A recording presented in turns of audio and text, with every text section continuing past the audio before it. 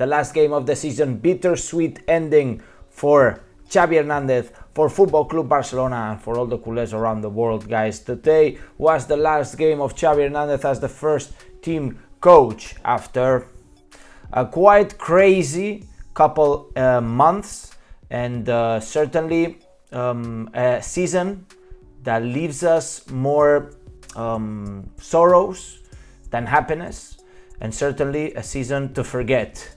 New things gonna be coming very, very soon, and of course I think we must talk about the man himself, Mr. Xavi Hernandez. Today finalizing his stage as the Football Club Barcelona coach with 2.5 years, 2 titles. Of course, in a difficult moment for the club, in a difficult tenure for Xavi Hernandez, who got the club in the 9th position, ended up in the 2nd position in his first 6 months, and on the 2nd season, or the first full season, went on to win La Liga and the Super Cup of Spain, and winning against no other than Real Madrid in the final. Certainly this season, with a better team than the season before, it has been upsetting. I think that Xavi Hernandez has not been good, has not been the best, has not been clinical, has not improved from the season before. It is true that if we look at the numbers, guys, Xavi Hernandez just dropped 3 points versus the points that we did the last season. It is true that other teams, just for example Real Madrid, have been stronger, but there's a lot to talk about, and I want to talk about it in today's video. First of all, I want to focus on the words that Xavi Hernandez said just before the game, and after the game he ratified his words. Just before the game he was asked about what is his feelings, and he said, "It has been an honor to be coach of Barcelona, and I enjoy this position. It wasn't easy, it was hard road. We won, we lost, we suffered, and we had fun. It was almost an emotional journey full of ups and downs." Literally, I think it's the pure reflection of the tenure of Xavi Hernandez as the Barca coach. But what's a little bit alarming, and probably the reason why Joan Laporta has sacked Xavi Hernandez, is these following words.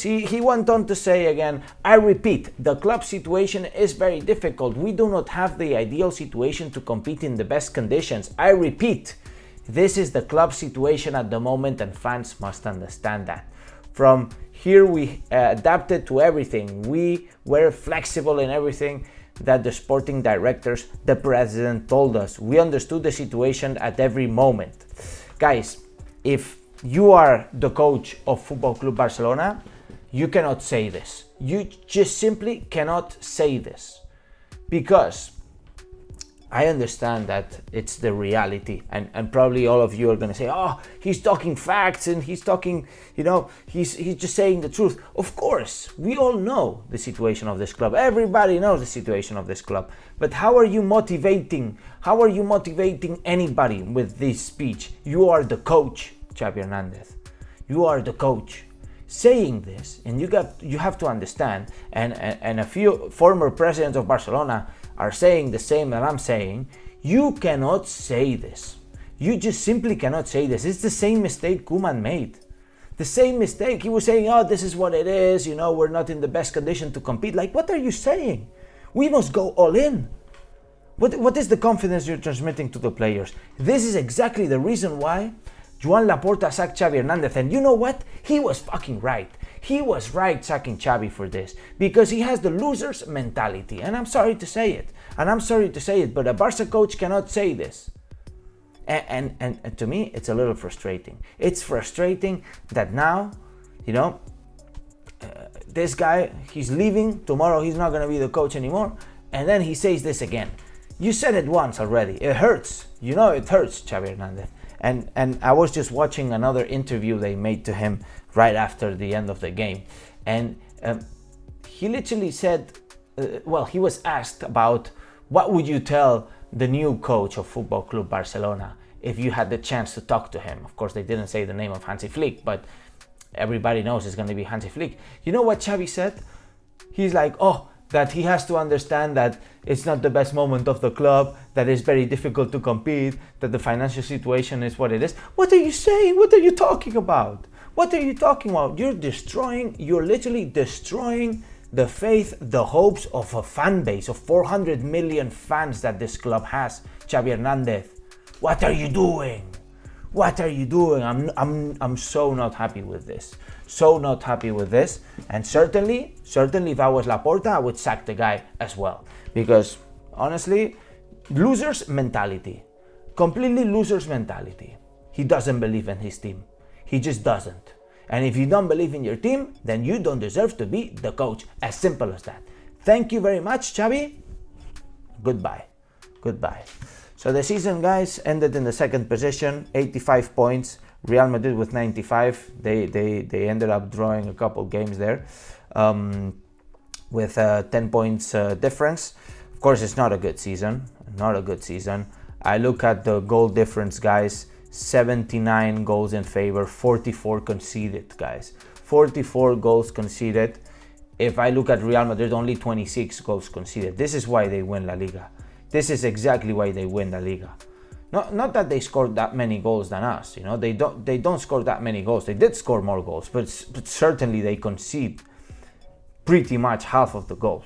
It's clinical. This is so important.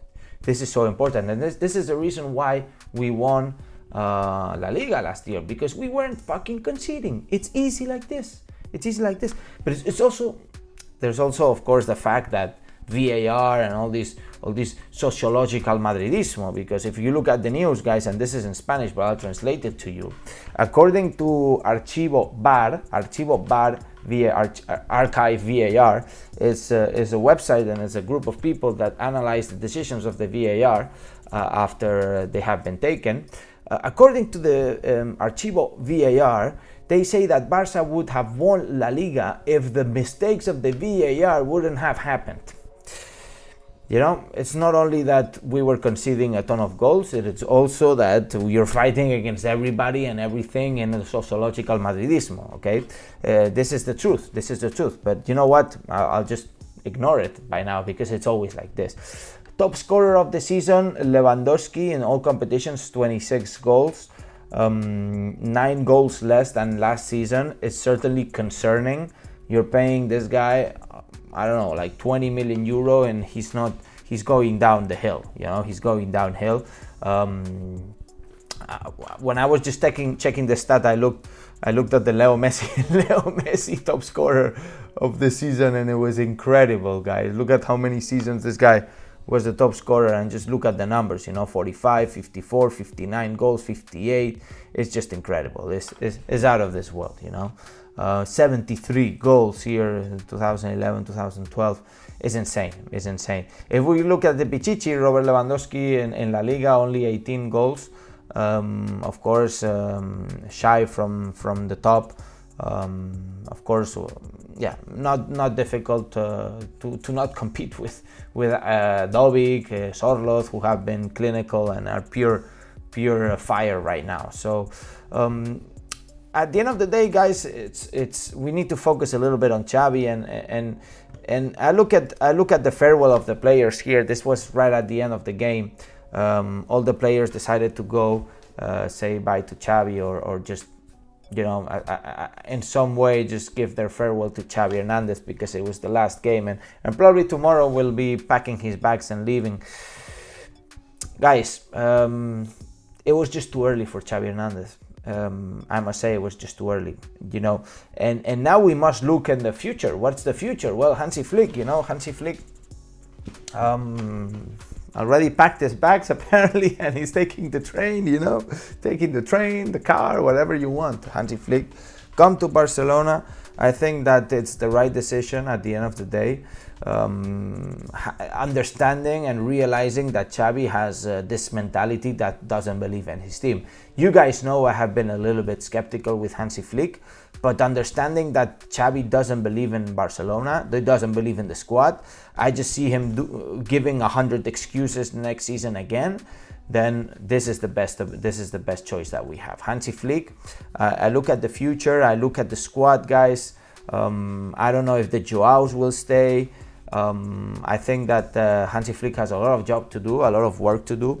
I think that our defense line certainly needs to be improved. For example, the fullbacks. By the way, Slavas, thank you so much for your donation. He says, I completely agree with you. Madrid could not stand such mentality for one day. Factos, Slavas, factos.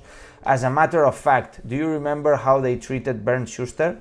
I can't remember how they treated Bernd Schuster, but man, honestly, you're talking facts. You are really talking facts. In Madrid, this guy wouldn't even have lasted a single day, because it's completely another mentality. They have the winner's mentality. That's why, guys, apart from the VAR and the sociological Madridismo, Real Madrid, they get to the final of the Champions League, they beat Bayern in the last minute, they can win against Man City, all of this, because they believe. It's a simple mentality. They believe. When you believe, the brain operates in a different way, you know. Xavi doesn't believe. He transmits this to the players. He transmits this to the fans. It's a catastrophe, guys. We're going down the drain if this stays like this. We must understand. I'm very disappointed with Xavi Hernandez. I'm very disappointed. Completely disappointed. A guy that doesn't believe in his team. Of course it's difficult. Of course it's fucking difficult. I know it's difficult. This is Barça. It has always been difficult. Tell me when it has been easy. Never. Never. Even when we had the best team in the world, when we had Pep Guardiola in his prime, Leo Messi in his prime, Xavi, Iniesta, all the players in their prime, it was fucking hard because it's the sociological shit against us, okay? It's simple like that. It's simple. We have to understand, you know? And, you know, for example, Cancelo, I don't know what to do. Today he played an okay game, but losing a lot of possessions, like he's like a winger placed in the defense position. I just don't see it. I honestly, I don't see it. Joao Felix, like so unstable. I wonder what Hansi Flick is going to do, you know. On the other side, we have Fermín López. Tremendous player, Fermín López, man. Tremendous player. That this guy is unbelievable, guy. He scored 11 goals this season, Fermín López. 11 goals in all competitions. He was playing in second division B last year. It's incredible, guys. Let me tell you, it's insane. Fermín López, you know, costed how much? €0. Okay. How much Bellingham costed? I don't know, like 120, 130 million. Let them pay another 100 million for Mbappe. He's going to come as a free agent, but they're going to pay him like, what, 80 million to the player and 20 to his dad or something, or to his mom. I don't know. They're going to play like a transfer fee to the player, not to the club. We are going to keep on creating talent, and this is what Hansi Flick needs to understand and needs to believe in, you know. Of course, La Masia is untouchable. I think that Hansi Flick will understand that, and he already does. He was probably watching the game. Of course, he's gonna be watching the game. Of course, he was watching today's game. There were some news or rumors saying that Hansi Flick is tremendously excited to coach Barcelona. Tremendously excited, and of course he's gonna come with another mentality, with another spirit, and this is what we need in this club. Okay, this is certainly what we need. By the way, let me know what are your thoughts. Let's do a quick Q&A because of course it's late here in Spain, and we have it's Sunday. Tomorrow we have work, but let's see what you guys are saying.